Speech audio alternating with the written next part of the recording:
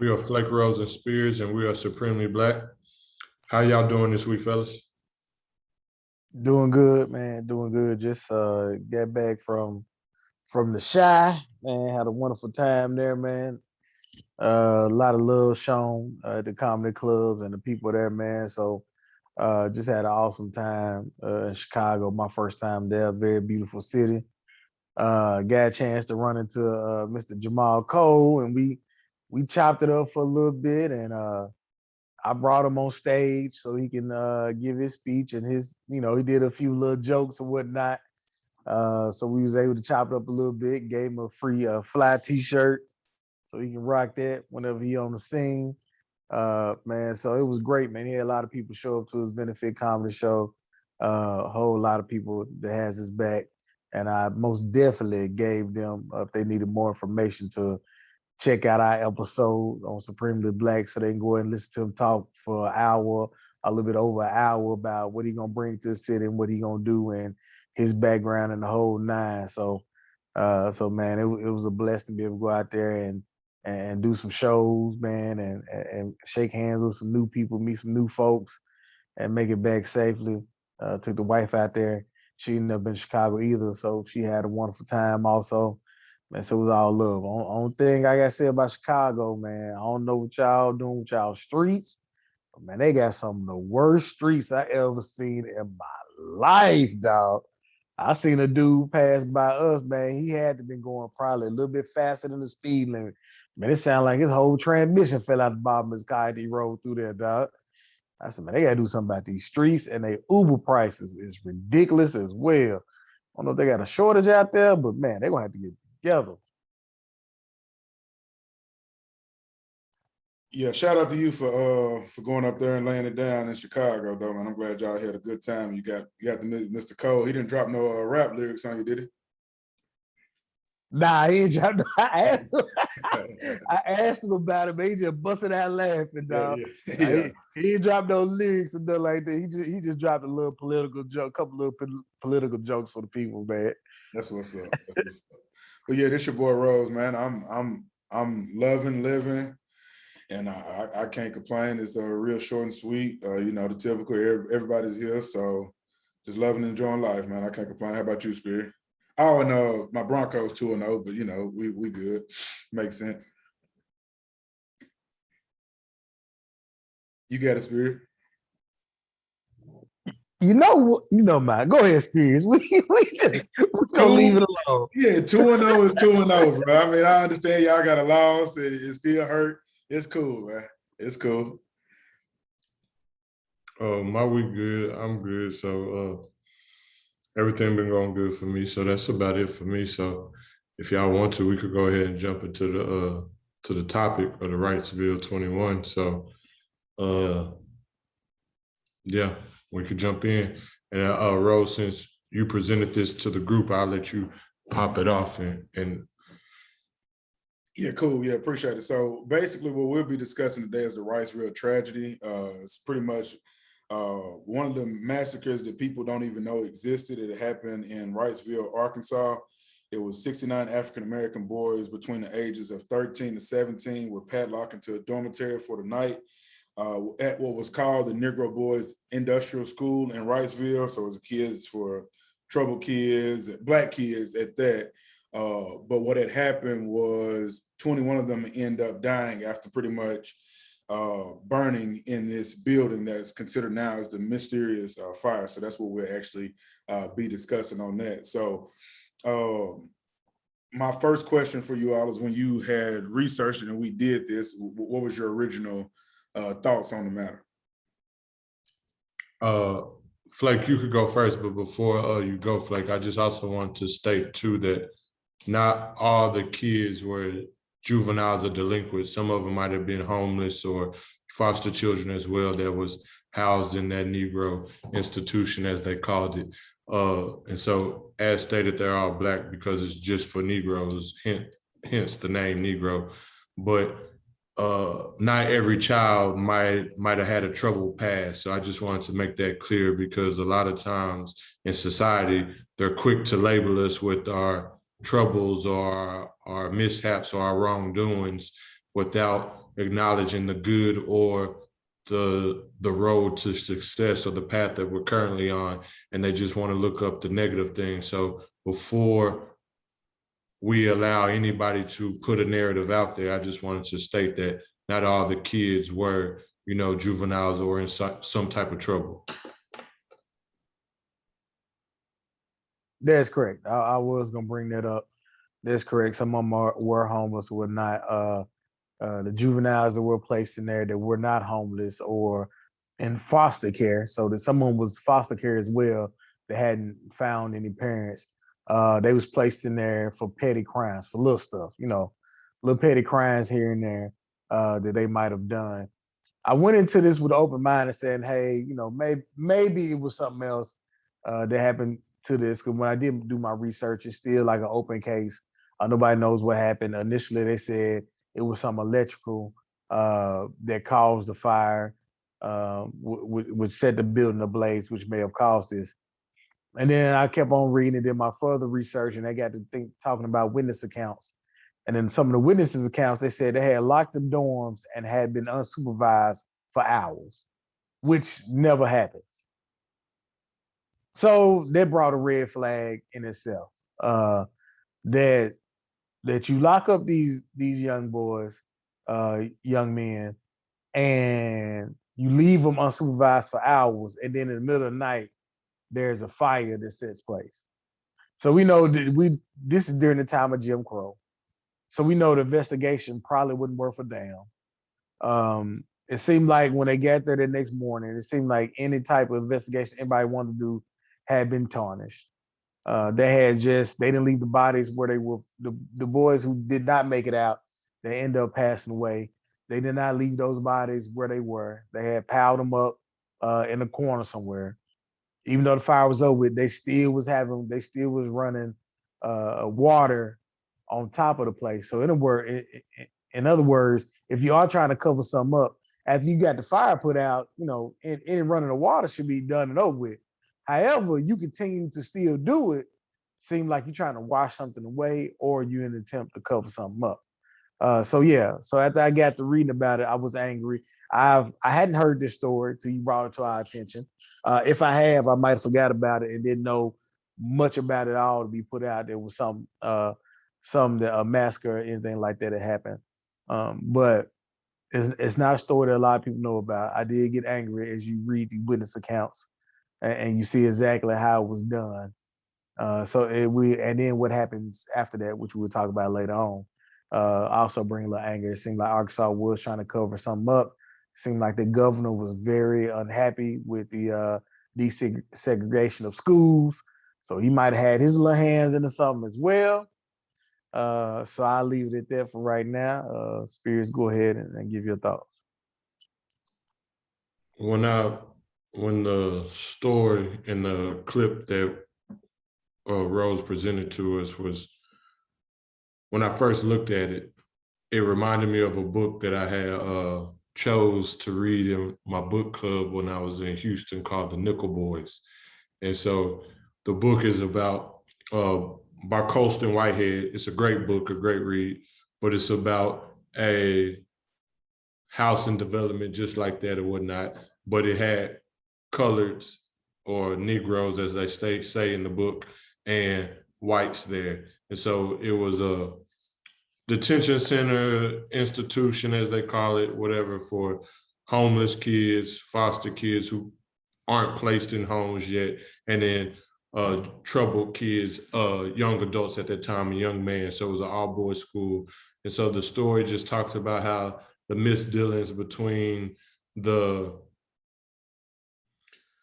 I don't even know if you want to call them police, but the supervisors, the people who was over the kids there, and the things that they went through, and especially the things that they did to the Black kids, and then how the Black kids was trying to escape and everything. So that was the first thing that this brought me to, because there is a historical history of different institutions like this doing such things, maybe not to the burning, but such things to children, young man and young woman in different areas of the nation, where they do some stuff that isn't on the up and up, that is under the table, that is downright derogatory and defaming of a human being and what they should be. So therefore, that was the first thing that it brought me to. But then when you do see the story and you read and you research and you see how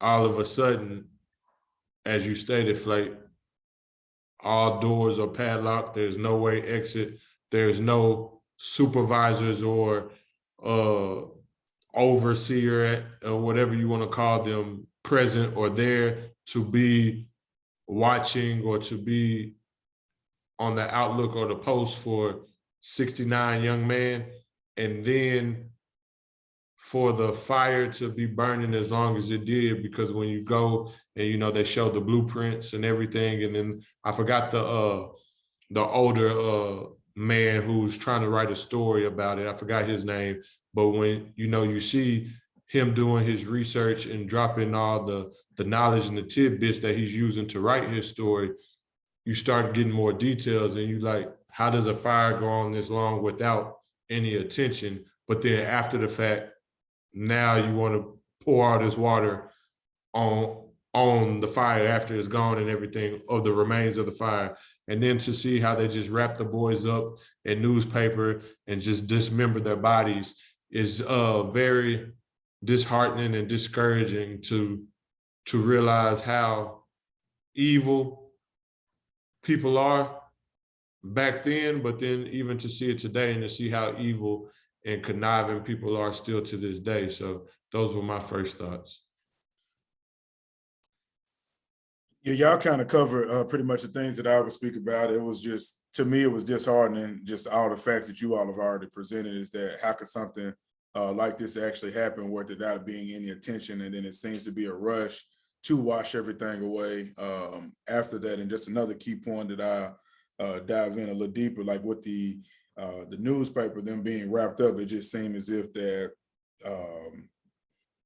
they could care less of how the kids were returned to their parents or how the family identified them for whoever came, first of kin, or however they went about, mentioning it or reporting it. It just seemed as if, to, Flake's point, it was an initial or just an immediate cover up and a lack of any care of if anybody really made it out. From what I looked at it, from just a overview, it seemed as if that there was a planned attack to burn up all of the Black kids that were there, and without any regards for anything, like not from the building being poorly managed before them even the fire happening. Why would they even be in a building like that? Why would they be locked in? It's just so many different things on it.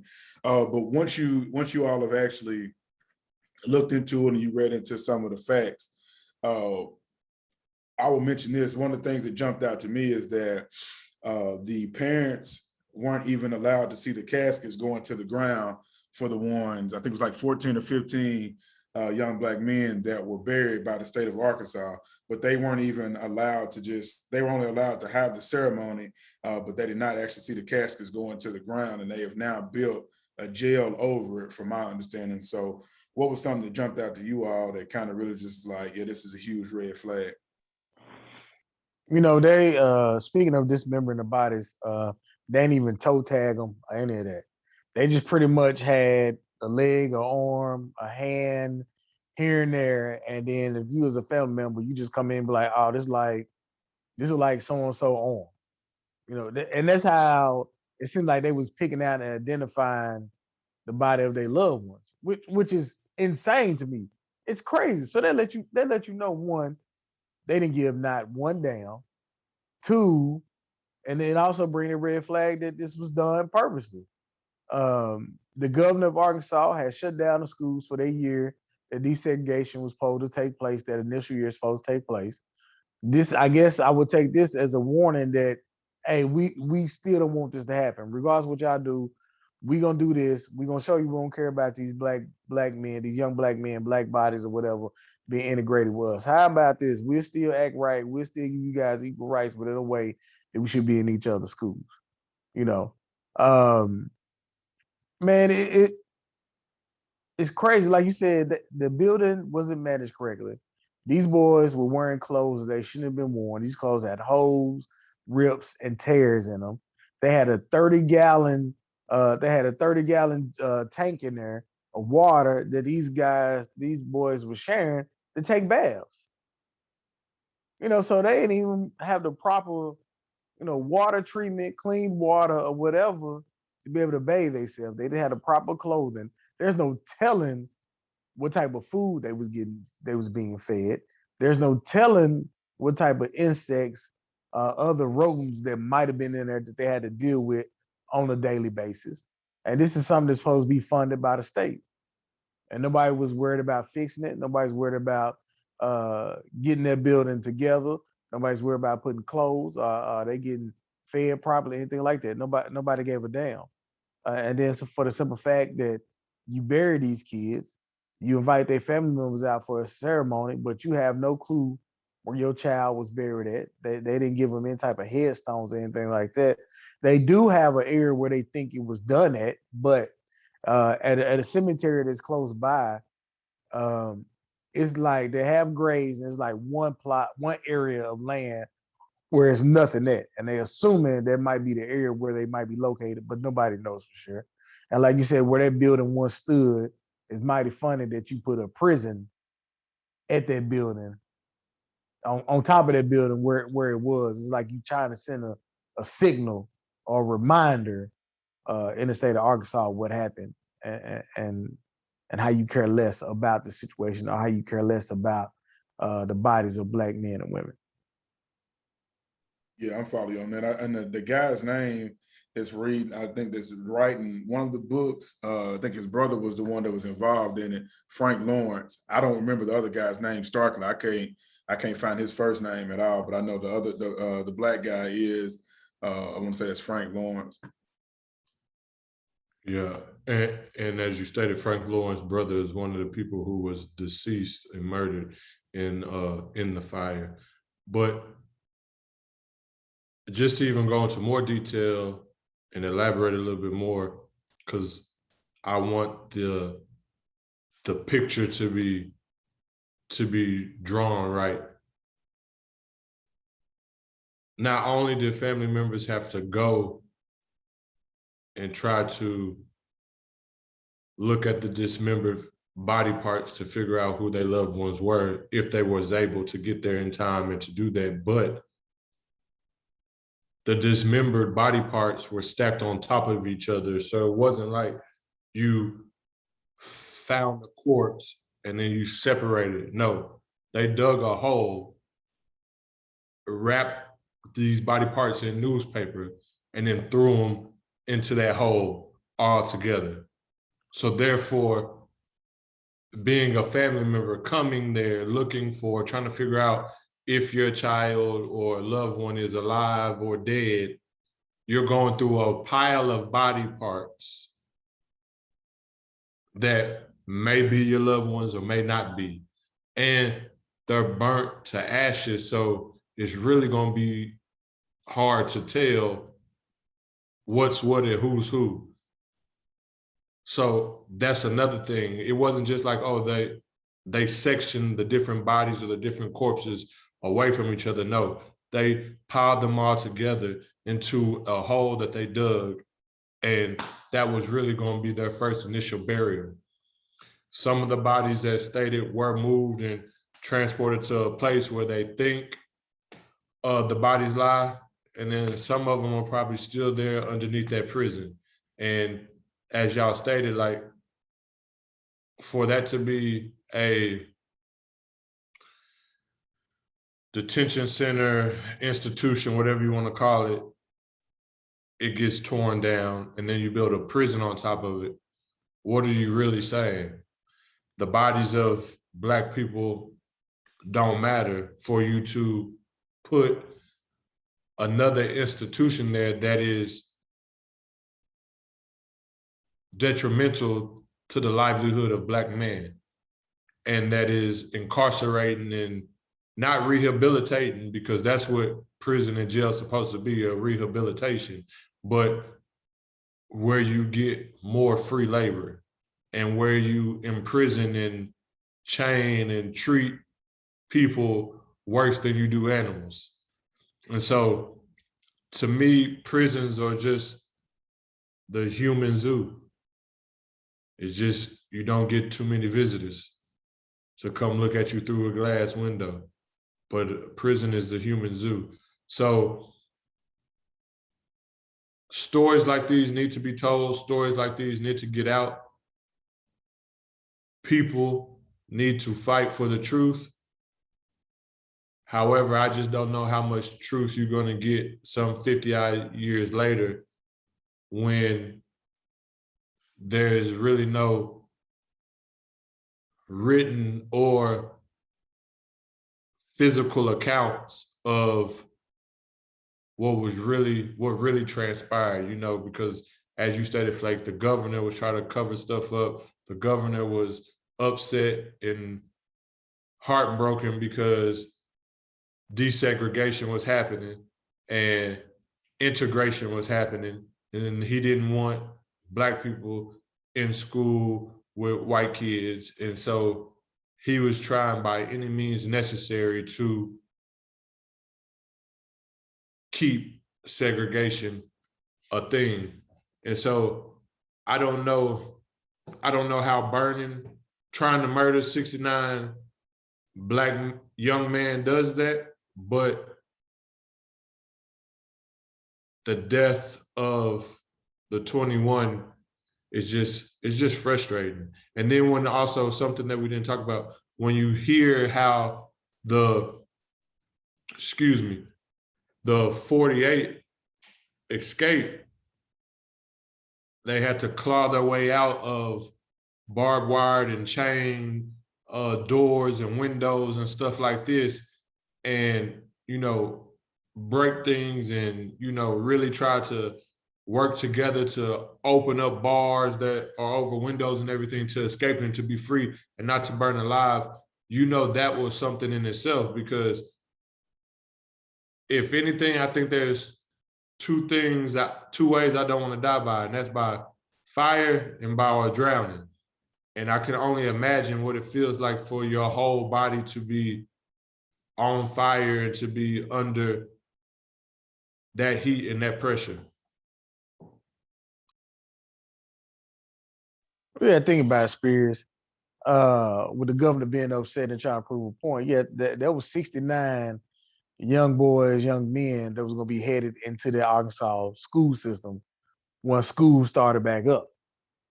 Once they got done doing their detention center, whatever, however long that lasts or whatnot, they was being released back in their school system.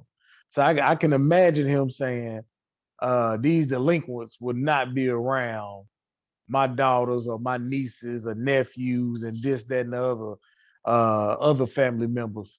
And he might have got pressure from other people saying, nah, we definitely not gonna have those bad kids in the same schools with our precious white children. I can see that conversation happen. To be honest with you, I can see that happen. Yeah, definitely, man. Disheartening, and I just think, and it's a crazy way, and I try to get it out of my head all day as I was prepping for, of why would they choose the prison system? Because, like, Spirit's point is very important, that we do control the narrative and understand that some of those kids were trouble, and about trouble meaning just homeless and didn't have anywhere to go. But for them to be as intentional as to place jail over it, it almost is them saying this is where they were headed anyway, and that's just how I took that. So. Yeah. That's really all the questions or the thoughts I had in regards to that. It's heavy enough, but we definitely want to make sure that we highlighted or spoke about our thoughts on it, and hopefully that there is, even though it's been since 1959, I definitely hope that there is some kind of reconcile for the family so they can get something. And there was another thing before I close it out. It was they were supposed to receive $2,500 from the state of Arkansas for their death or for their burial, and some families only receive $1,400. So that's just even more of a slap in the face. Like, they can't even get the full payment for the death that wasn't something that they caused. It was just in a fire or plotted murder, basically. but still not even pay the families the full price for burying their son. And then the other side makes it even worse, like to Spears' point, who knows if that was even one if they were buried or that was really their relative that they picked out of the stack of people that they had on top of each other. So nothing went right in that situation. There was no closure at all. So that's my closing thoughts. I don't know if you fellas have anything else in regards to this topic, but yeah, that's my closing thoughts on that. Yeah, I was gonna bring. I'm glad you brought that up about the $2,500. I was gonna bring that up. My closing thoughts. If anybody wanna dig in and follow the story as it continues on, they still writing the books and whatnot. This happened in Wrightsville, Arkansas, on March 5th of 1969. It's pretty much how we came across. How I did my research. It was 69 boys of Wrightsville, Arkansas. So it's a whole little story on that. If you want to look deep in that and follow the story as they get ready, produce these books and bring them out.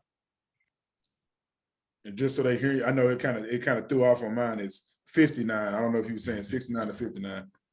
No, he got the number mixed up. Oh, okay. It's 59. Number of the boys, but it was 1959. Okay. Oh yeah, my bad. I got it mixed up. Because I know people hear it, and I heard it the same way, but I know what you were saying though. Yeah, my bad. I got the years mixed up. Apologize about that. Yeah, you good. My closing remarks is know our history, know our story, know our struggle, and don't be quiet about it. So salute to what's his name again, Rose? Frank Lawrence, and the other guy is Starkley. I've yet to see his first name, but I know Frank Lawrence was the oldest brother or the brother of the guy that was 15 years old that died within the fire. So it's been his lifelong journey to discover the truth or get the truth out. So he's wrote a book that's Locked In and Burning, America's Secret Holocaust, and Black Boys Burning. I think Starkley wrote Black Boys Burning, and Lawrence wrote America's Secret Holocaust and Locked In and Burned. Yeah. But yes, salute to Mr. Lawrence and Mr. Starkley for telling the story. And just so we're clear, Mr. Starkley is a Caucasian man. So salute to him for doing this, because we know that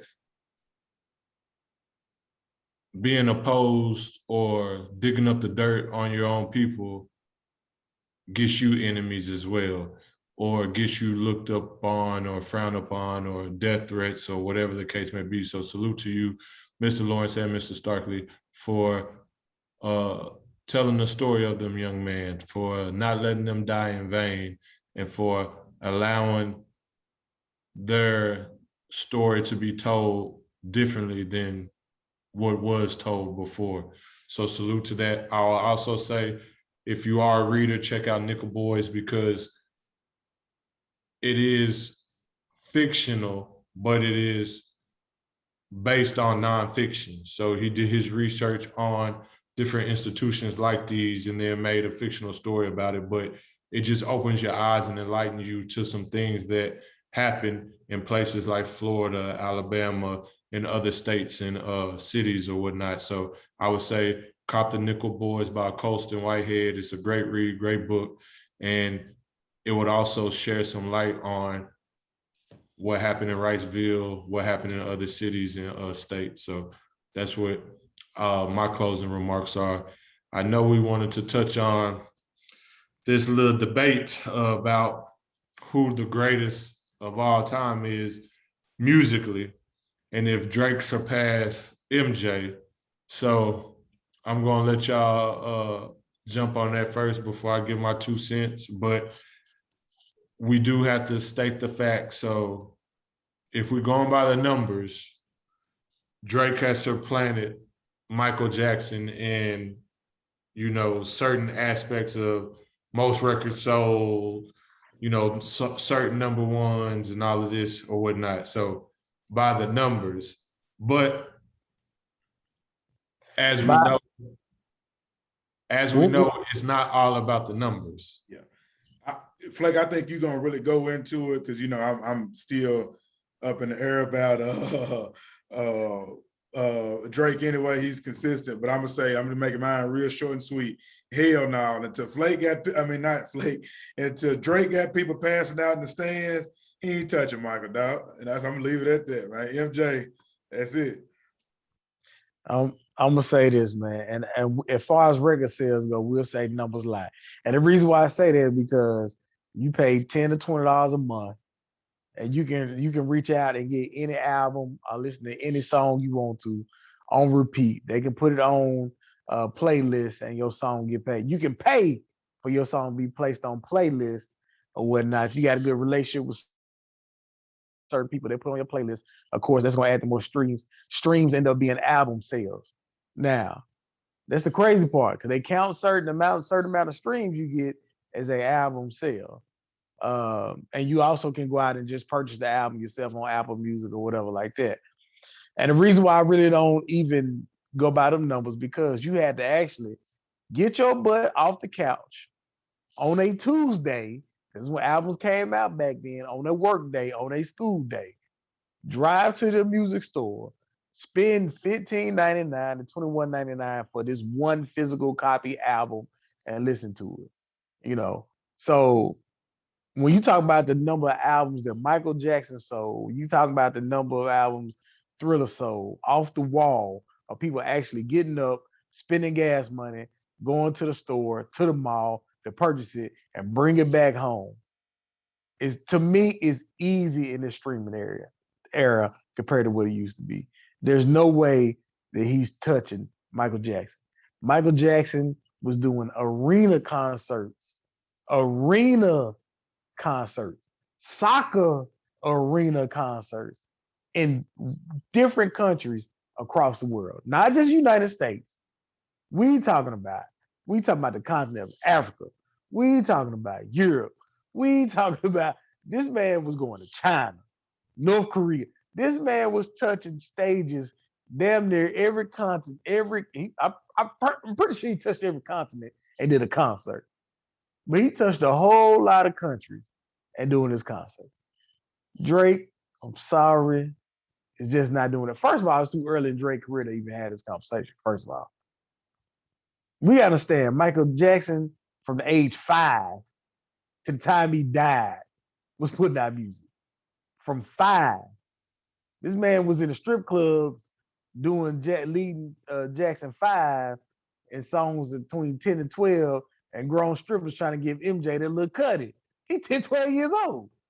That's how famous Michael Jackson is. Everybody knows Michael Jackson, period, point blank. Everybody.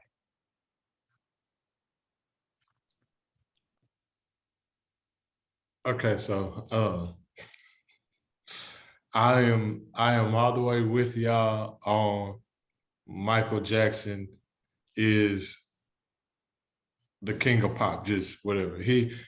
Drake could never be Michael because I don't know nobody who had I forgot how tall the gold statue was or whatnot, but a fucking more than life size, like stadium size gold statue made in his honor of him. So Drake could never be MJ. However, I will say this in just putting the facts out there.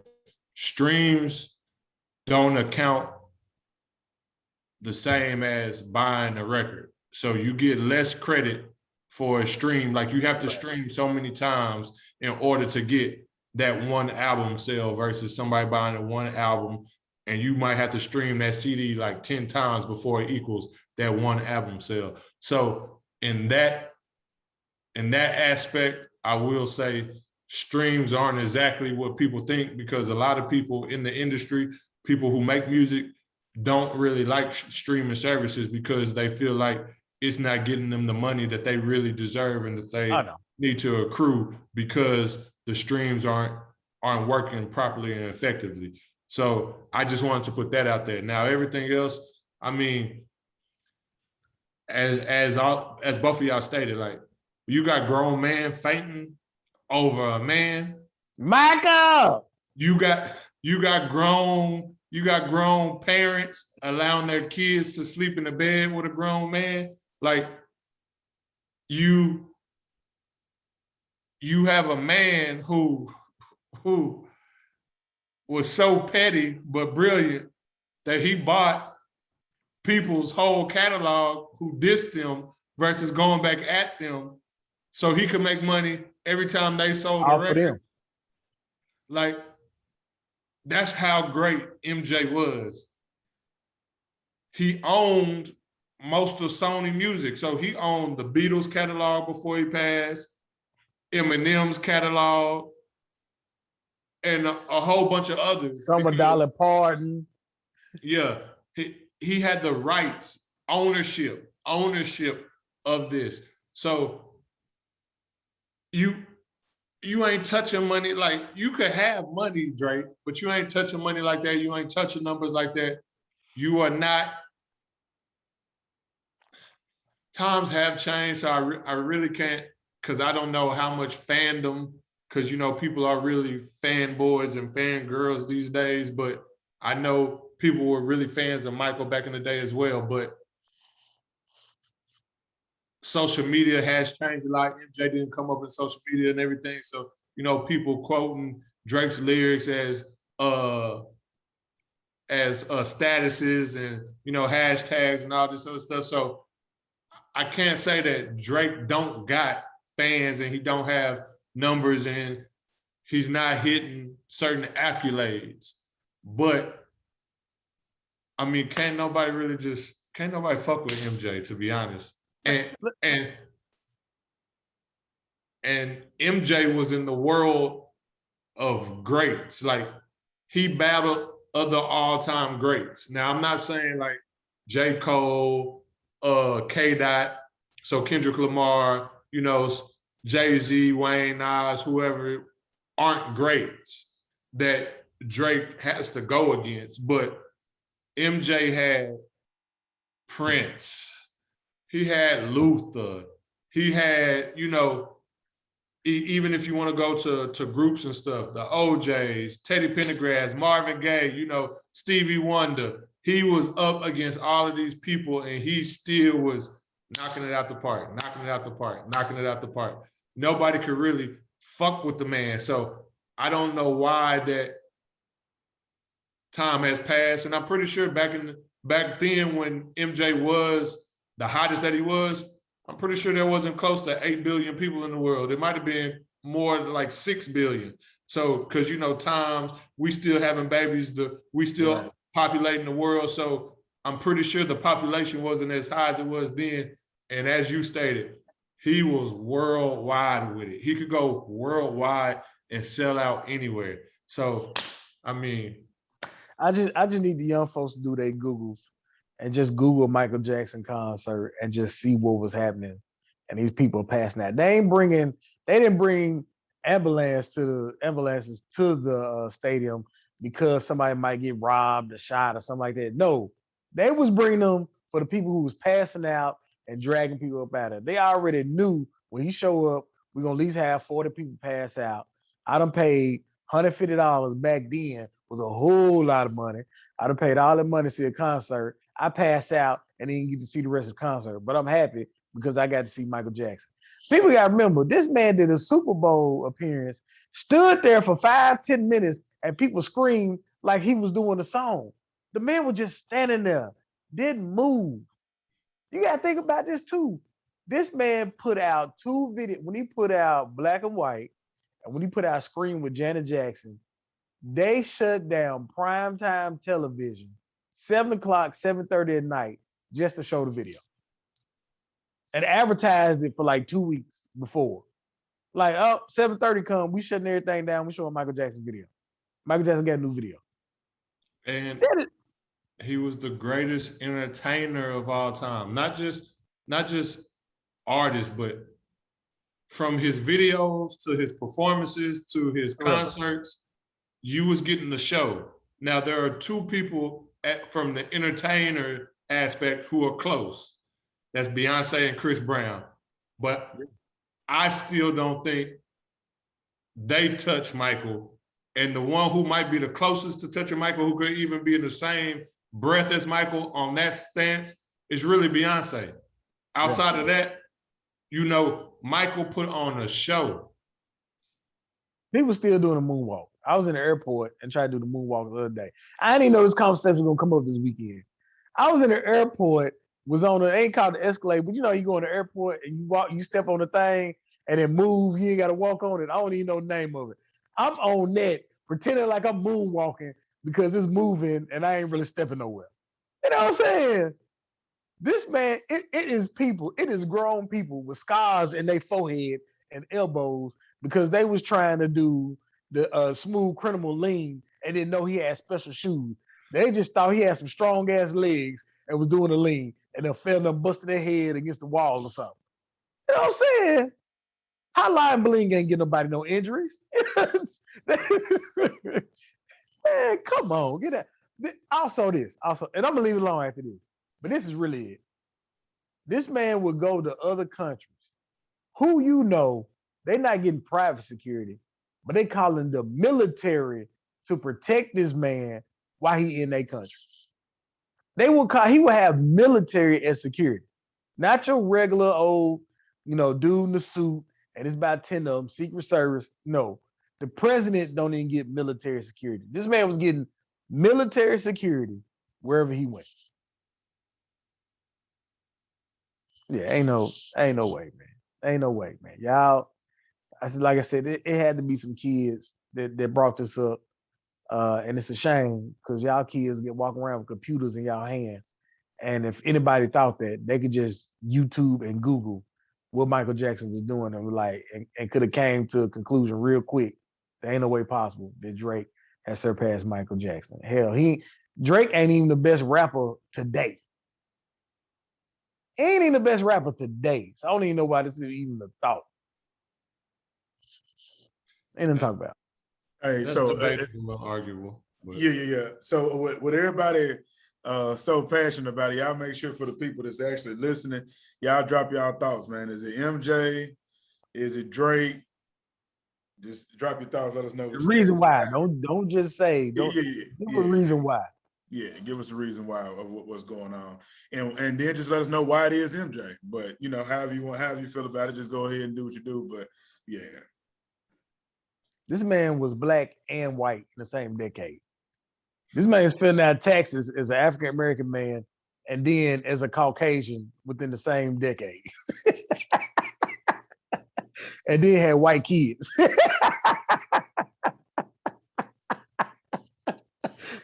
Hey, man, you got a black Michael Jackson and a white Michael Jackson. Player, come on, man. You got Michael Jackson with a perm and Michael Jackson with a fro. Come on, dog. You can't beat it, man. we definitely gonna see. Who got Spirits? You got the Black Business Minute. Yeah, I got the Black Business Minute. So this week for the Black Business Minute, we got Nature Aid. You can find them at natureaid.com.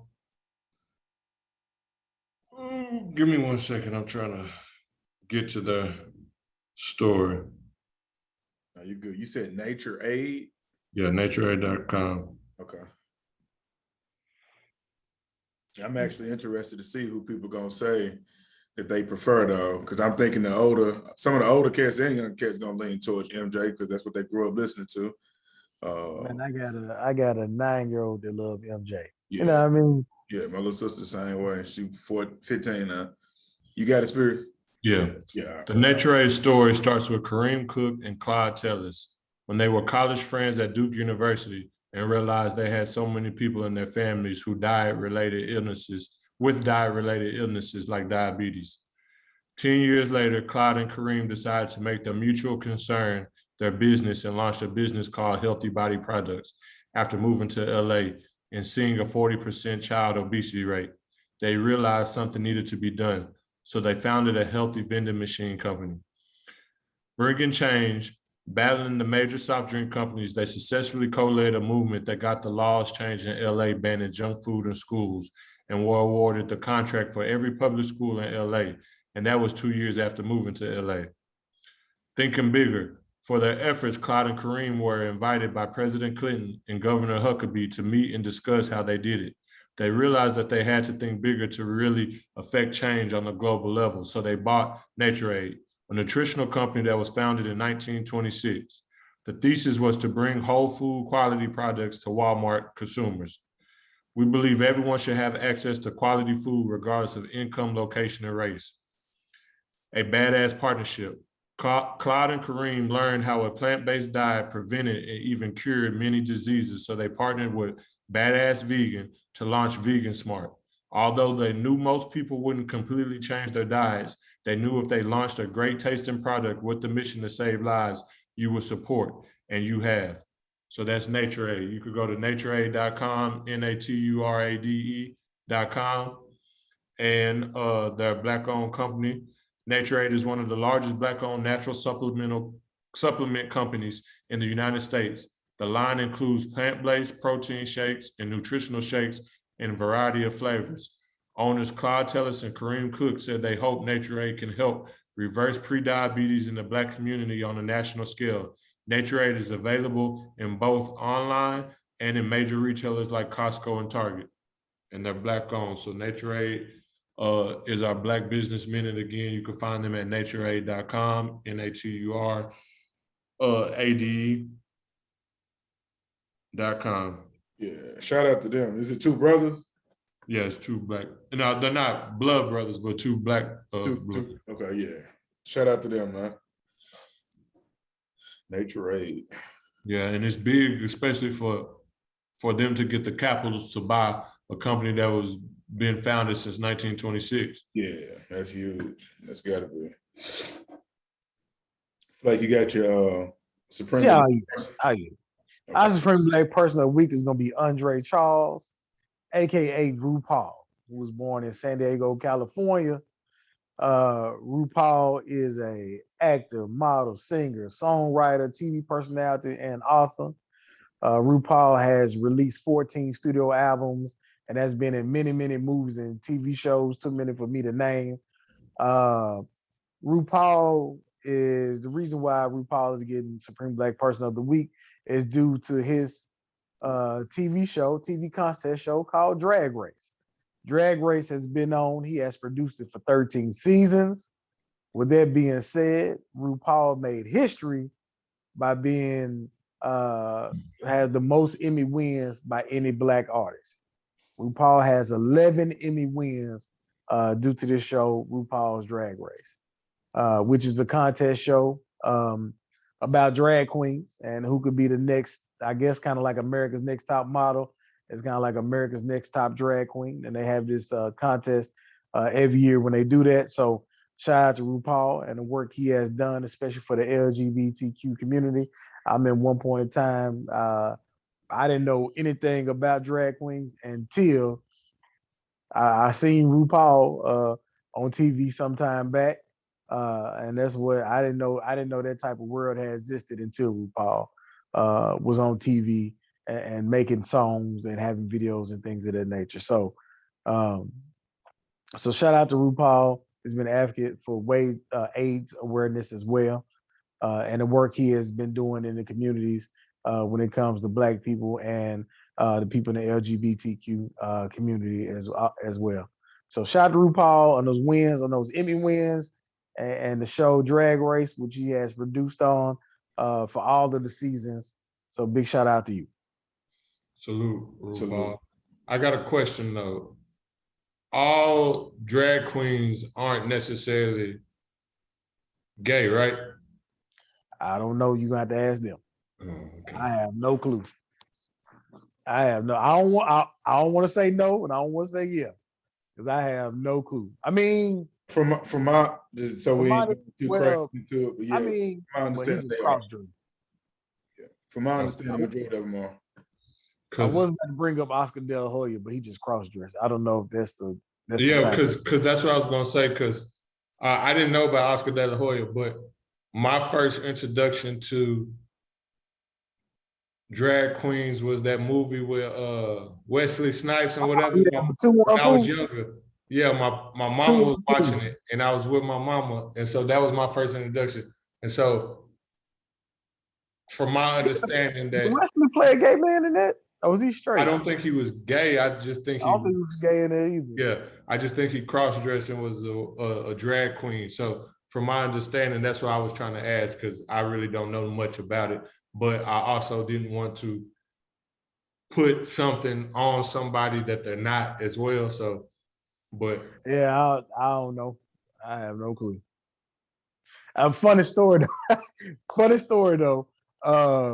I just thought about this. I had a show at the City Winery, Nashville. And they was having a drag contest in the main stage, and I was on because it has two stages there. You got the big main stage, and then you got another smaller room where they do. It just depends on what they got going on. I did comedy on the main stage, and I did in the smaller room. So we had comedy in the smaller room that night, and I walked through the back door, and they didn't tell me which room we was having the show in. So I walk in the room, and nobody told me it was gonna be a drag show or none of that. So I walk in the room, in the green room, there's some dudes in there. They put on makeup and wigs, and I look, and I'm just standing there. I'm just standing in shock at the door, like, am I here the wrong night? So I looked at dude looked at me. I was like, yeah, I think we're in the wrong room. He was like, yeah, you look like you are. You probably want to go. I couldn't do nothing but laugh, dude. I couldn't do nothing but laugh, boy. It was so funny. We both looked at each other like, man, what the hell going on? He looking at me like, what the hell you doing here? I'm looking at him like, what the hell you doing here? Because I'm finna tell these jokes. Is y'all telling jokes? Like, did somebody mislead me or what's going on? But man, I ain't gonna lie, I watched that show. It was a pretty decent show. In between my set, I went and watched, man. Hey, they gets it in, man. They was having a good time.